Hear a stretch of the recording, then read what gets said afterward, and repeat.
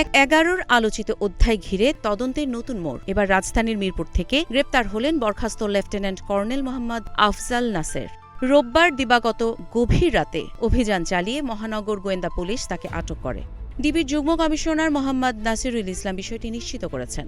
গুরুত্বপূর্ণ তথ্য মিলেছে, আগেই গ্রেপ্তার হওয়া সাবেক সেনা কর্মকর্তা লেফটেন্যান্ট জেনারেল অবসরপ্রাপ্ত মাসুদ উদ্দিন চৌধুরী এবং ডিজিএফআইয়ের সাবেক মহাপরিচালক লেফটেন্যান্ট জেনারেল অবসরপ্রাপ্ত শেখ মামুন খালেদের জিজ্ঞাসাবাদ থেকে। সেই সূত্র ধরেই আফজাল নাসেরকে গ্রেপ্তার করা হয়েছে বলে জানায় ডিবি। এর আগে পৃথক দুই মামলায় দুই সাবেক শীর্ষ কর্মকর্তাকেই রিমান্ডে নিয়ে জিজ্ঞাসাবাদ চলছে।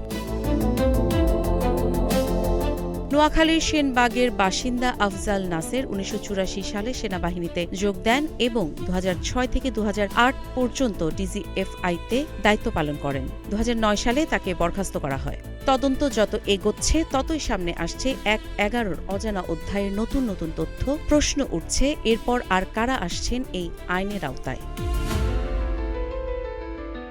কাজী ইশরাত জাহান দৃষ্টি, নাগরিক প্রতিদিন।